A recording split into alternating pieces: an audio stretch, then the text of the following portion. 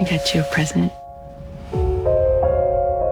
That's the Earth, the Moon, and Mars. And the string is me making my way back to you. So just remember, the further away I get, I'm actually getting closer to being back to you. What am I looking at? This looks amazing. Let's start the show.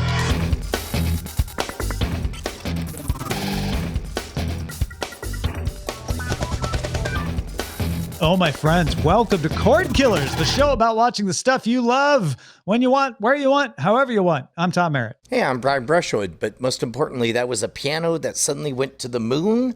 Bryce, can you help me out here? Sure. That's the first piano on the moon. That's a new series coming to Netflix called Away, starring Hilary Swank. It's about a woman who is a part of a group going on the first manned mission to Mars and will be away from her husband and kids for 3 years. And then drama happens. Apparently, one of the executive producers worked on Friday Night Lights. So lots of drama to be sure. Coming to Netflix September 4th. I want to put a moratorium after this. This show can use it, but that song, no more. It's been in enough trailers. I'm done. Too much Claire de Lune, says Tom. Yeah, no more Claire de Lune after this one. I don't know. Everybody's, if no one else. You don't know Claire de Lune? Debussy? Brian's like, I don't hear music. Hey, you know who does love music? Our guest, Lamarr Wilson. Welcome back to the show. Well, hello. I love music so much, I'm wearing my not sponsored Apple Power Beats Pros. Available right now in the Apple Store. No, I'm just kidding. No, it's good to see you. Thank you for having me. With this referral code. Yeah, man. It's good to have you back. You know I love this show. Oh, man, we love having you on this show. And in fact, we got lots of Disney news, Warner Media, NBC Universal. All this stuff bears on your cord-cutting life. Let's start with the primary target.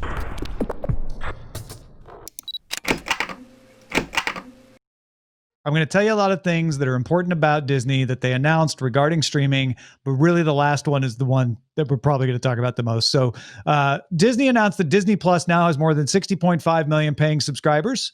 That's up from 57.5 million in its earnings. Oh, high five indeed. So in their earnings report, they said 57.5 million, but then they big timed themselves and we're like, oh, but since we filed the earnings report, we're up to 60.5 million. ESPN Plus has grown more than 100% to 8.5 million. Hulu grew 27% to 35.5 million. 3.4 million pay for Hulu Plus Live TV. Disney also announced it will launch a streaming service under its international brand, Star. This will happen outside the United States. Star will include programming from ABC, FX, Freeform, Searchlight, and 20th Century Studios. It will not license content from outside the company. So Hulu still might have some global ambition. They're keeping that close to the vest, but Hulu licenses in other stuff that Disney doesn't make. Star will just be for the rest of the world, all the stuff that isn't in Disney Plus that Disney makes.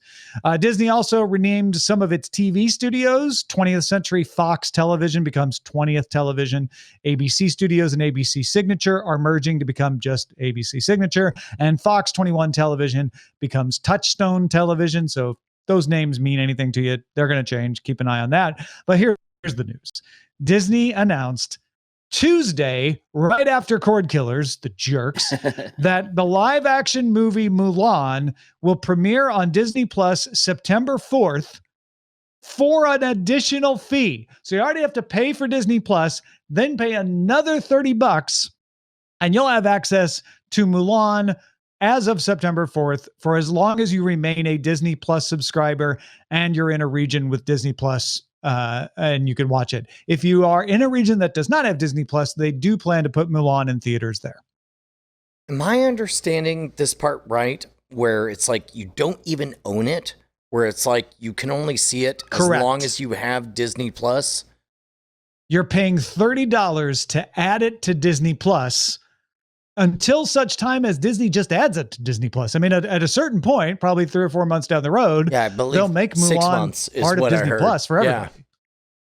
Yeah, there's a precedent set for this with ESPN Plus for fights, the UFC fights or whatever, where you pay the $5 a month. That's true. And you pay $30. It's kind of like a pay-per-view type of thing, but with Mulan, which is weird because like you said, it's going to eventually be on Disney Plus anyway. So it's a hard sell for me because they also are bypassing the Apple TV store, iTunes store, the Amazon store, everybody's store, Vudu. They're kind of bypassing that and charging a premium for what like Scoop charged and Trolls. This is a very interesting play. I'm not sure what they're planning here. It's double weird because as a parent, like $30, like that's a bargain. Like a full evening for all 5 of our family to gather around and see a brand new movie. For as many times as you want, right? Yeah. You won't be limited like, oh, I paid $30 to rent it. I had to finish it in 48 hours. And now if I want again, I got to pay again. No, you're paying $30 and you can watch it as many times as you want for as long as you're a Disney Plus subscriber, right? If you approach these things the way I try to approach them myself, which is the price I have to pay to get the thing and how much I want the thing, I think especially if you're in a multi-person household, 2 people, it's like, well, I'd pay more than $30 to see this in the theater. So, and I'll get to watch it more than once. Done deal. But that's not how people approach stuff. They approach it as like, but I'm already paying for Disney Plus. Do I want to pay extra for just this one movie? Because if you think about it like that, it sounds like a horrible deal. Well, yeah, it's pay-per-view all over again. I mean, it's coming back. It's interesting. I love that comparison. I actually don't know. Do you get to watch the fight on demand after the fight is over? Not that people probably would do that often. I don't. Do you? I never subscribed to one, so I don't know. Yeah. I don't either. But it is like Mulan Demand. Mulan Demand. Okay, well, we got a title. So let's make the rounds real quick. I'm the only one with kids, so to me it's sort of a slam dunk. $30 to get all my 5, and my 3 children, my wife, and all that stuff. All of us gathered around, like that's a slam dunk. But for you 3, how does this land? For me, this is a pass until it's on Disney Plus for no cost. I have no motivation to want to see Mulan day one. Simple as that. Bryce? I am in a similar boat. I have Disney Plus solely for my parents because my parents want it and for their grandkids. So I might have a conversation with them but I don't think of this as like a kid's movie, right? We're talking about a 1-year-old and no, it's an all ages movie. Live action Mulan might be the kids might want to see it. Okay, well then it's a conversation amongst them because if it's a thing where they will get something out of it and I wouldn't mind watching it, then I think we can. Well, then I think that's fine. But if it's just me by myself, I wouldn't even have Disney Plus. Tom? We will angrily pay the $30. Which, by the way, angrily paying for approximately the $15 you would normally pay to go to the movie theater. No, but that's the thing, right? Is we wouldn't have had to pay to see it because we had an invite to a media screening, right? Oh, I know. Poor Tom and Eileen we had an invite to a media screening 3 days after lockdown. So we were ready to go see it for nothing. And then lockdown happened. Yeah. They canceled the media screening. So yeah. But you know what? In all honesty, forget the part about having like media access. I think $30 for the 2 of us to watch it, and we would want to watch it, as early as possible. I think that's fair. I think it's fine. The part that I think is totally fair is the $30. I don't know that the lack of ownership is fair. Like, but you get unlimited watches, so it's like no ownership, but you get more access than you would from a normal rental. And remember, Trolls World Tour was a rental for like $20. Yeah. But 25 you certainly get more access than you would from seeing it in the theater. So once you jump in, you've got it for 6 months, and then it becomes part of the library, and it's just all the watching you want. I mean, you still have it even after that. Yeah. Yeah. So once you have it, as long as you keep your Disney Plus membership, you've got access to it from then on. Yeah. Yeah, No, my issue if this was Black Widow, there'd be no question. Brian, you asked me that question. Instant $30, I'll watch it. But Mulan is just not a property that I'm that into to want to pay that. Yeah. Sure. I think that's all it is. Yeah. So this, I mean, honestly, I think this is what it's going to be is people who weren't going to go see Mulan in the theater are not going to pay, which Disney knows that. And I think a lot of people that would see it in the theater, or even if you like Brian, I don't know if you would have gone to see it in the theater, but you'll probably pay $30 so all the kids can watch it. Right. Like, I think they'll make less on it this way.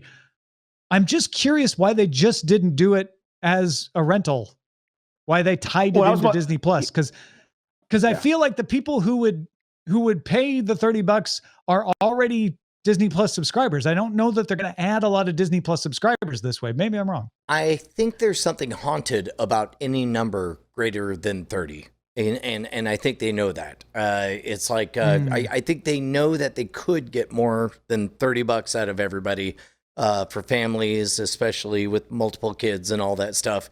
But I also think that previous experiments have shown that you dare not cross that $30 threshold. But then why not just rent it out to everybody for $30? Why require the Disney Plus subscription?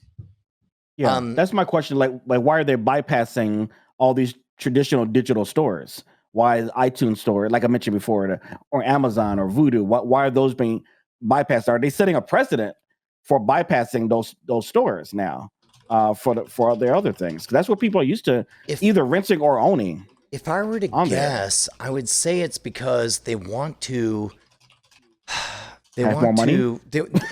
They want to extract this experience from the concept of ownership. So it's like because and again, that's the very, very. But quiet renting thing. isn't ownership either, right? If you rented it out on iTunes, Google Play, I still wouldn't own it.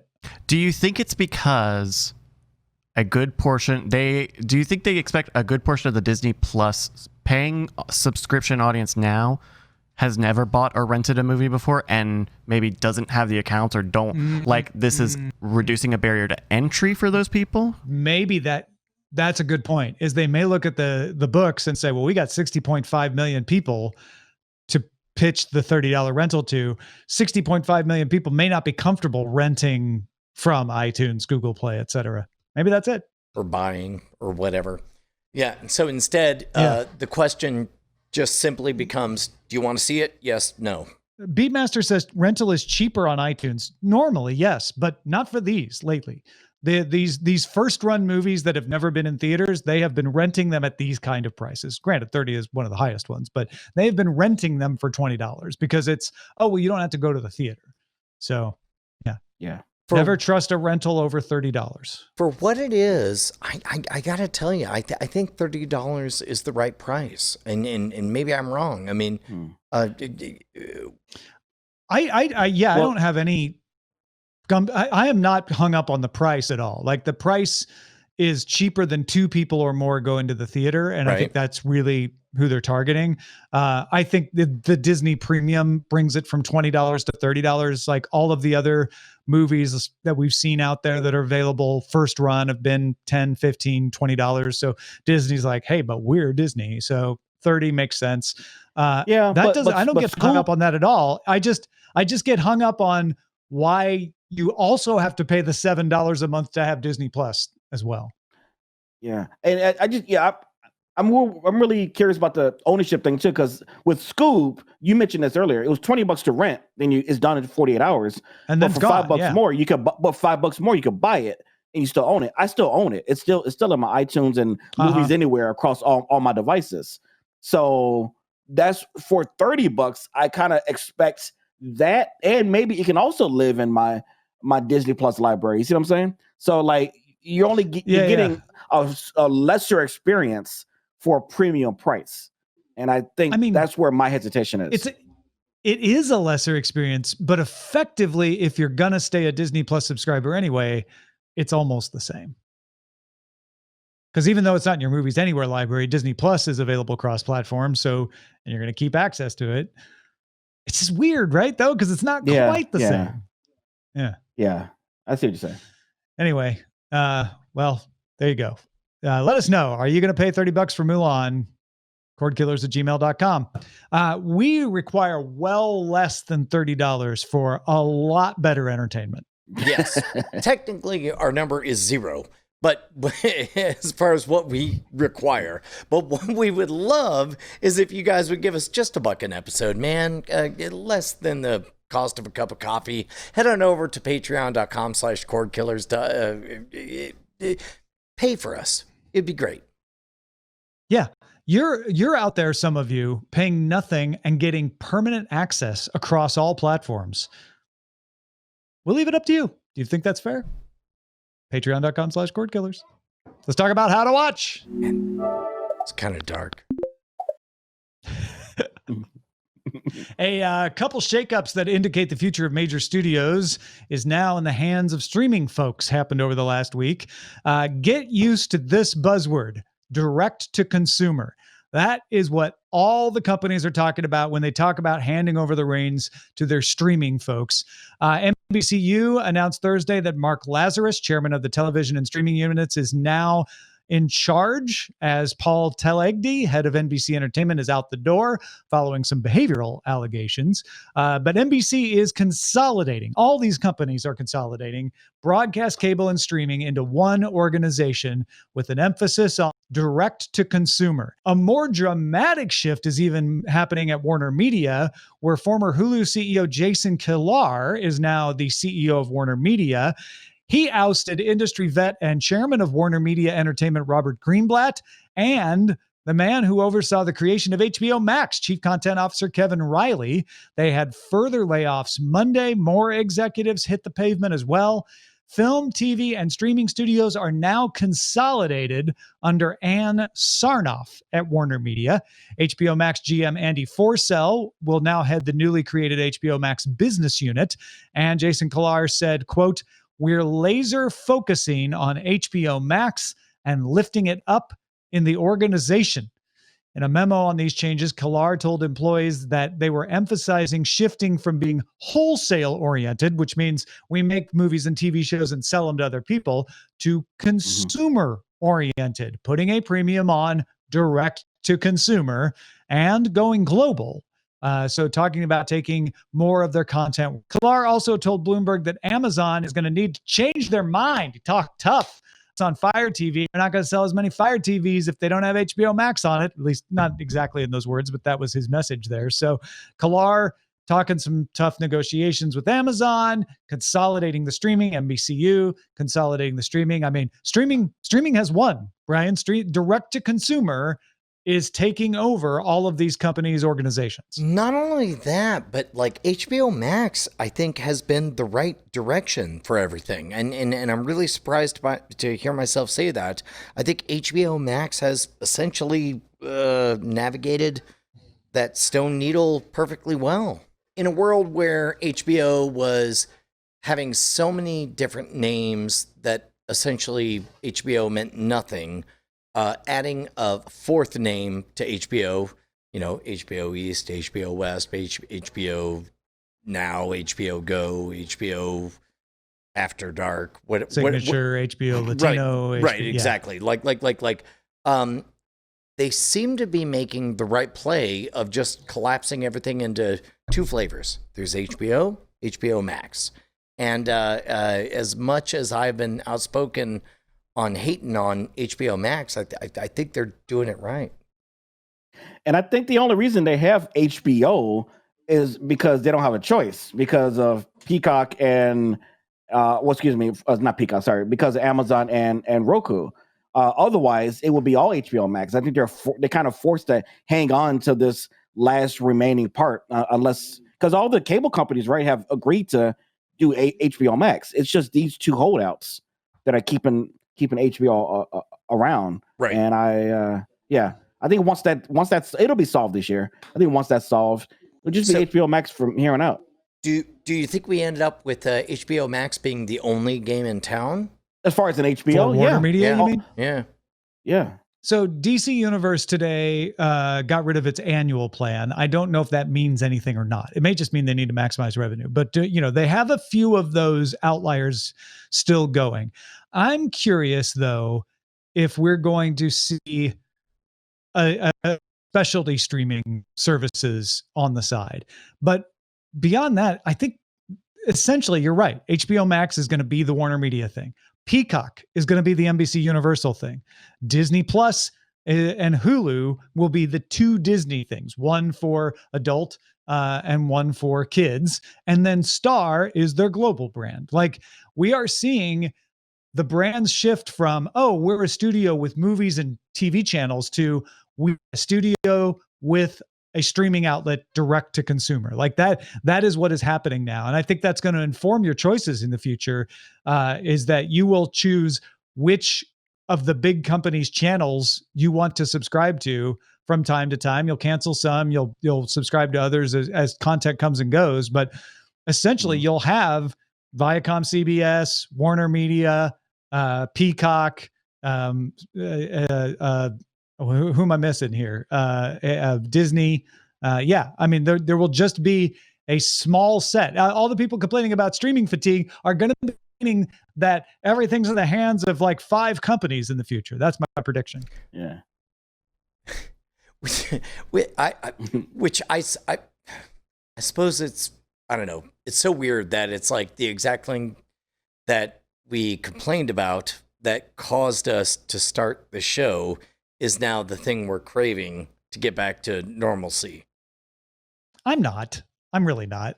I think you all, like, if you stop the show today, you've won. You've got it. And now people can cancel as at will. You can watch Lower Decks and then cancel it for a few weeks until Picard comes back, or you can jump into Warner Media and watch whatever their latest thing is, and like we got what we asked for. It's in a different look, but we have customized channels now, or things that we can subscribe to at will. We won. I can leave now. So we have to change the name of the show to Cordkilled. Yeah, past tense. Exactly. Cordkill, and I want a percentage of that, by the way. Either that or the Twilight Zone. It's like everything's backwards. And a real quick note, you'll be able to watch some Apple TV Plus content if you ever fly again. American Airlines is offering select Apple TV Plus content on its in-flight video service. Not a huge surprise if you've been following this sort of thing. Apple Music has been available on American Airlines. You've seen Hulu stuff, Netflix stuff. It's another way to monetize your content, and good for Apple that they're finding another way to monetize the content they're making. Too bad for them. It happened when everyone stopped flying, but I'm sure they're still getting paid. Let's talk about what to watch in Under Surveillance. It's all about location. Under Surveillance. Tenet has release dates, many of them. Several markets will get the movie August 26th, like literally dozens of markets. If you're in a country in Europe or anywhere in the world that isn't China or the US, go look it up. You're probably getting it August 26th. China gets Tenet September 4th, and select US cities, that is cities where theaters are open, will be able to see it September 3rd. The predecessor to this is that Nolan's Interstellar just set the single day box office record since the reopening anyway. Hells yeah, dude. Back to normal. Everything's fine. Don't worry about it, people.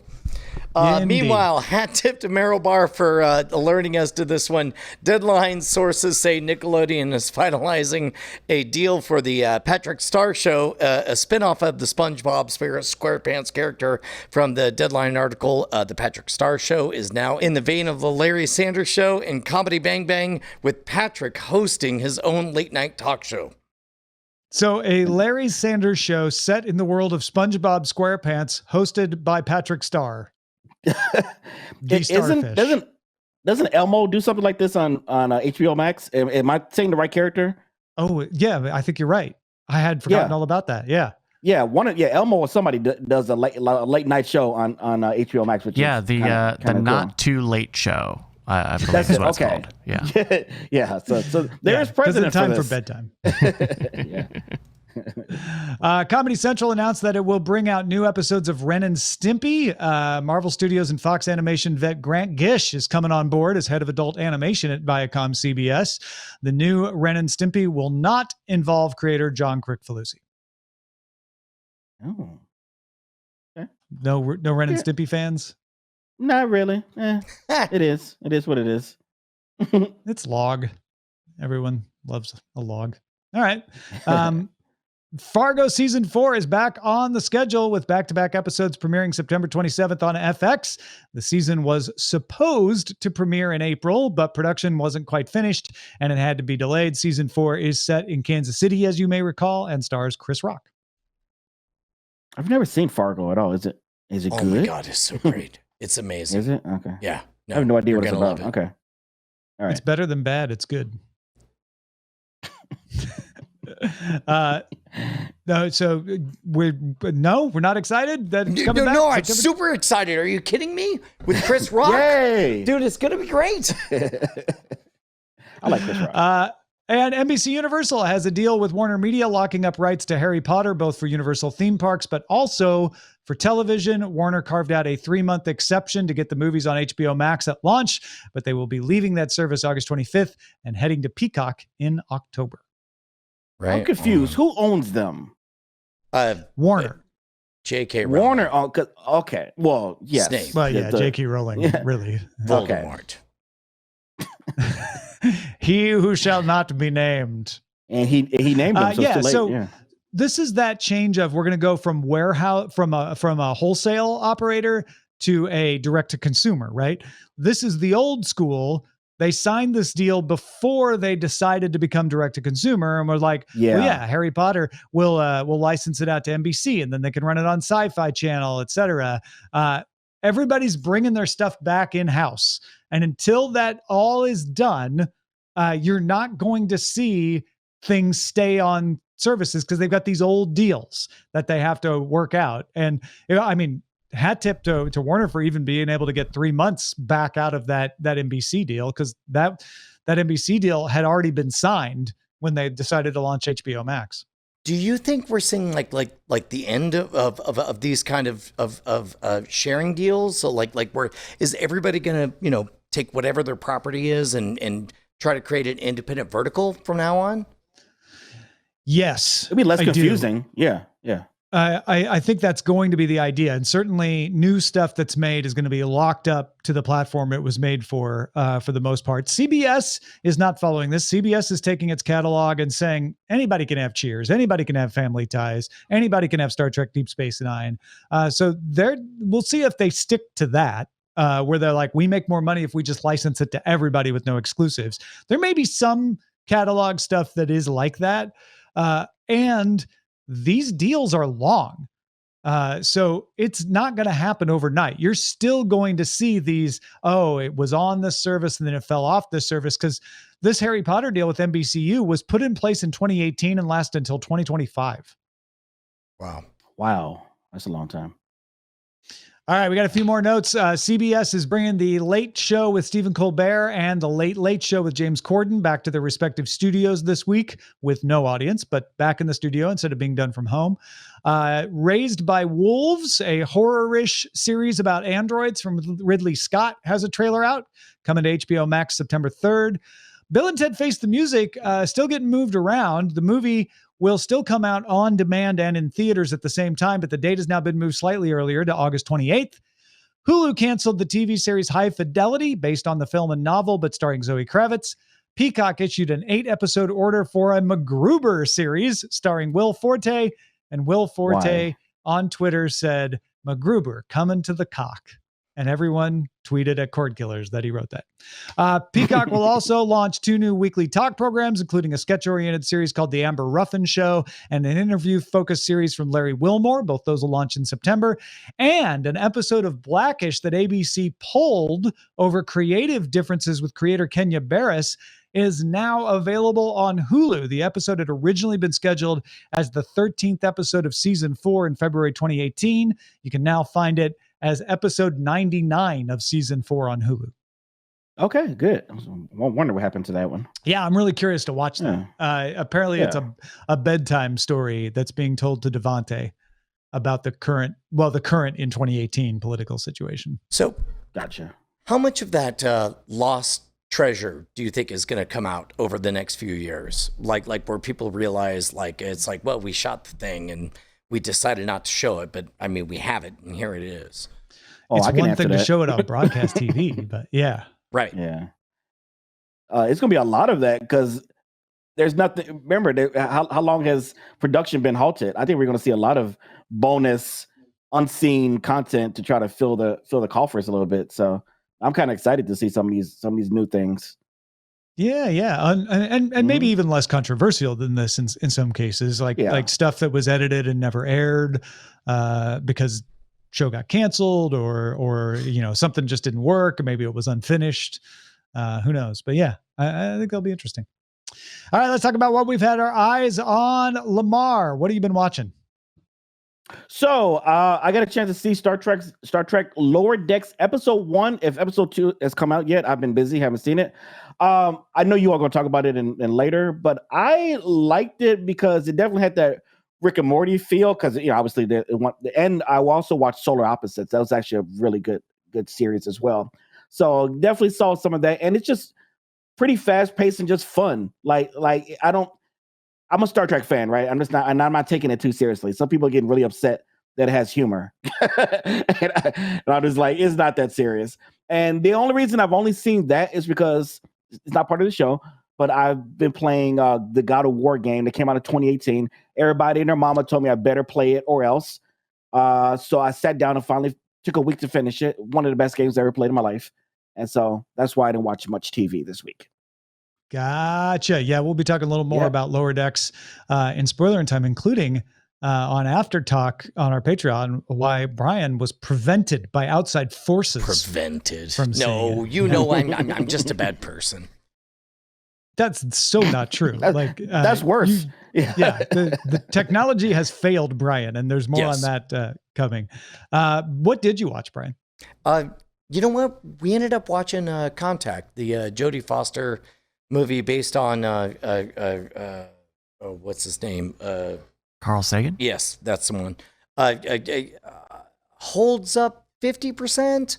There's half of it, like the scientific principles, the fundamentals all hold up, but then there's it's really late 90s in other regards. But in general, positive experience. Okay, so maybe a little dated, but mostly holds up, sounds like? Yes. Yeah. All right. I'm very excited that season 2 of New Legends of Monkey is out on Netflix. Just premiered this weekend. It is a revival of a Chinese television show that was very popular in Australia.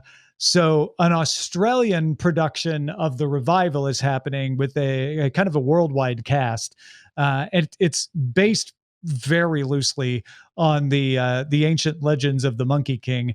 It's mostly kind of a silly wuxia martial arts kind of take on that, and it's super fun and I enjoy it. So if you want fun, silly, martial artsy stuff, check out New Legends of Monkey. And if you enjoyed season 1, season 2 is out. You can enjoy it now. All right. Bryce, what should we be on the lookout for? Hey, first off, we got a little bit of an alert here. So, like Tom and Brian had mentioned, we're going to have a nerd fight on Spoilerin time this week. Star Trek Lower Decks, the first episode of that, and the first episode of Disney Gallery, The Mandalorian. Both of those we'll be talking about on Spoilerin time this week. One of them will survive, and the other will be replaced with Lovecraft Country coming to HBO this Sunday. So check those out. Email. We also got an email from Paolo. Paolo writes, "Hey, killers. I just wanted to point out a wonderful Netflix documentary that we watched last night called The Speed Cubers, and it's about the competitive Rubik's Cube solving world. In reality, though, it's a heartwarming story about 2 friends and a family finding ways to overcome the obstacles of raising a child on the autism spectrum. It's also a quick watch at only about 40 minutes. Thank you for reading, Paolo DLR." Thank you, Paolo. I've heard a ton of great stuff about this. I haven't seen it yet. I also didn't know it was that short. I think that's really great, though. I would rather have a 40-minute documentary that stays 40 minutes than maybe gets expanded to feature length. So that's cool. That's called The Speed Cubers. That's streaming now on Netflix. If you've got something we should be on the lookout for, email us to our email address, cordkillers@gmail.com. You know, when you said that we were having Star Trek versus Star Wars and the loser would be replaced by Lovecraft Country, it made me realize that the winner of Star Trek versus Star Wars is the old ones. No, it's us. the consumers. We're the ones. The people who we are met winning. along the way. Yeah. All right, Brian, tell us what's going on with your world. Dude, we're doing Mono-Rogue mystery jackpots over at scamstuff.com. If you have $50 and you want to just get 10 plus items and you don't want to know what they are, but you do want to have the confidence of a money back guarantee, head on over to scamstuff.com. That's it. And don't forget, if you're buying a PC, go to doghousesystems.com/v/rogue. You get a free solid state drive and you help us out of the debt of gratitude that we owe to Doghouse Systems for providing the machinery upon which this very show runs. Again, that's doghousesystems.com/v/rogue. Let's move on to the front lines. Front lines. AMC Theaters has seen the light. On its earnings call, AMC Theaters, well, you tell me. AMC Theaters clarified that the 17-day window for Universal films they agreed to doesn't mean they'll get all spiteful and stop playing movies in theaters, even if they are made available on demand exactly at 17 days. Also, AMC said it's going to get a cut of every rental, no matter where the rental happenings, because it knows that streaming is the future. In some good news for theaters in general, Gower Street Analytics estimates cinemas representing 48% of the potential global box office were open last weekend. So we're almost to that halfway point. And more innovative programs are on the way, including Alamo Drafthouse in Austin and a couple other locations, letting you rent one of their auditoriums for up to 30 friends for $150 to watch a movie of your choosing from a list of 40 options, but still, you get to pick which one. That is freaking awesome. Also, an era has ended. Aww. Since the Paramount consent decree of 1948, the big five movie studios of the time haven't owned theaters and have been limited in something called block booking, which lets a studio force a theater to take a smaller movie in order to get a larger movie. District Judge Annalisa Torres found, quote, that the termination of the decrees in the Disney, is in the Disney or is in the public interest. Sorry, is in the public interest. Not all studios were subject to the decree. Lionsgate and Disney were not part of the Big Five, for instance, and didn't have to comply. But now any studio is free to buy a theater. So all of you run out, buy theaters.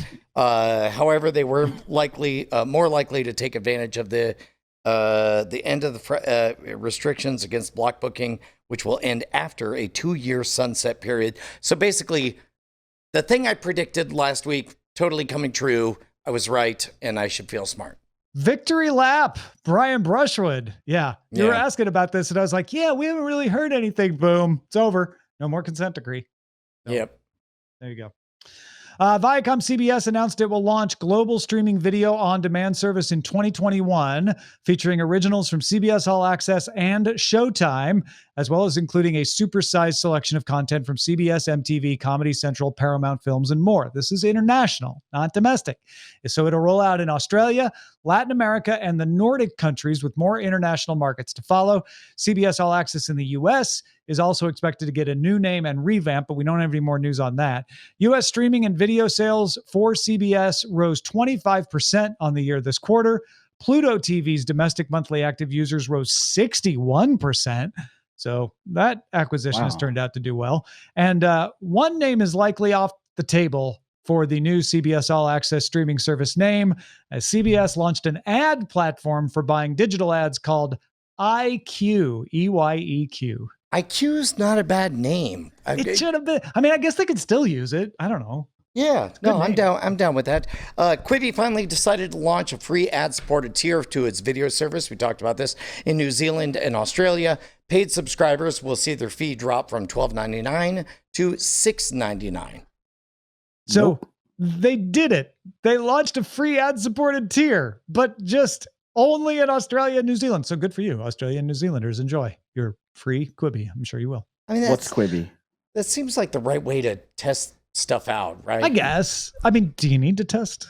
Well, I mean, it's better than admitting that you did everything wrong. True. Yeah, good point. Roku says they haven't done anything wrong. Streaming hours on its devices rose 65% on the year. It added 3.2 million incremental active accounts to reach 43 million total. Ad revenue bucked the trend, rising 46%. Everybody else has been down with ads, not Roku. As far as disputes with HBO Max and Peacock, Roku CEO Anthony Wood said they're working toward a win-win scenario. And in fact, pointed at their sister Disney Plus and said, why can't you be more like her?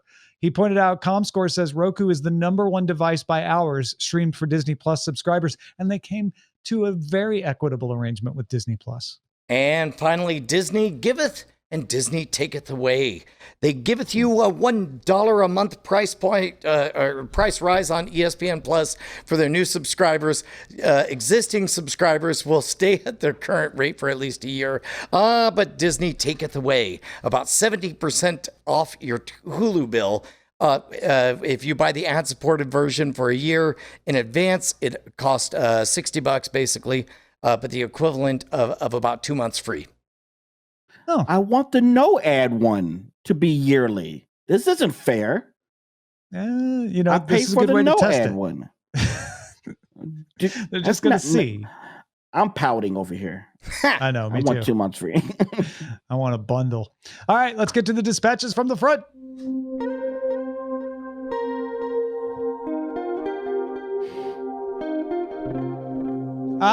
Frequent emailer David Pick in Fond du Lac, Wisconsin says, hope all is well with everyone. Thought I'd give a brief update on 2 services out of 4 I still subscribe to that I have unsubscribed from. So I guess he's down to 2 now. The 2 I've canceled are CBS All Access commercial free through Amazon Prime and YouTube TV. Those 2 purged has freed up $75 a month for me. I most likely will resubscribe to CBS by November. The 4 I still subscribe to, so he still has 4, are Amazon Prime, Hulu, ad-free tier, HBO Max through Hulu, and Netflix. Possible services I'm considering trying are Apple TV Plus, Disney Plus, and YouTube Premium, but I haven't done so yet. David is taking advantage of the modern world in which we live in that we didn't have before. Before it was all or nothing. Now you've got choices and you can add things, take them away. I like this. Thank you, David, for keeping us up to date. I mean, not only that, but you could change your mind last minute. Yeah. Keith writes in saying he installed the Peacock app upon release and was curious, but didn't play around with it because there was a lot to So sorry, there was a lot to the cock and he wasn't sure what part to attack. Last night, He introduced his wife to the cock as they utilized streaming channels and the commercials were minimal, which was way easy to handle. I feel like he's playing the game with us. This morning, to his dismay, he woke up with his wife playing with the cock and really liking it. Keep in mind, this is the free cock and we have yet to play with it at the same time. Like I get sorry, stop it, cutting it off. Thank you, Keith. What, he's just shortening the name Peacock the way yes. Will Forte did on Twitter earlier today. Okay, it's fine. I'm glad this is the say goodbye to guest part. Hey, thanks, Lamarr. Aren't you glad you joined us? We're glad. I'm thrilled. I am thrilled to have been here. To hear Brian have to struggle through that reading. Would you call that story cockamamie? In all forms, yes. Ha! But you won't give me this. You won't give me to say it. That's not gonna be a soundbite you're gonna have for me. Man, it's so good to have you on the show. Thanks for joining us. Where can folks find more of what you're doing these days? Yeah, so one of my sites I actually have up there is youtube.com/Lamarr Wilson. However, I am doing a new series on my Instagram.com/Lamarr Wilson. Didn't tell you about that, but it will eventually be ported over, but it's kind of a reaction type of thing, 1 to 2 minutes about different products that are coming out. For instance, I talk about a $300 toaster today. Why would somebody buy that? And so I rant about that. And so you want to check that out? That's on my Instagram, and I'll be doing a bunch of those over the coming months. Oh yeah, man, go check it out. New Lamarr Wilson stuff over on Instagram. It's just Lamarr Wilson. Just search for Lamarr Wilson, right? That's all you have to search for. Yeah, with 2 R's. Thank you. Excellent. Our website is cordkillers.com. Our email address is cordkillers@gmail.com. We're live on twitch.tv/Night Attack. Also carried on diamondclub.tv. Mondays at 7 p.m. Eastern, 4 p.m. Pacific. See you again next time. Hey, Tom Merritt. Yes, Brian Brushwood. Know who I love even more than my own children? Your other children? No, not my wife. I know what you're saying. I love our $5 patrons. These are the people that keep us loud, live, and independent. Thank you so much, $5 patrons. You know what? I love them more than not life itself, because then I'd be dead and I couldn't appreciate them, but really, really, really close. And I'm so thankful that they are here to make this show happen. Thank you so much to all of our $5 a month patrons. You guys are wizards. You're champions. Thank you, everyone. You're heroes. Diamond Club hopes you have enjoyed this program.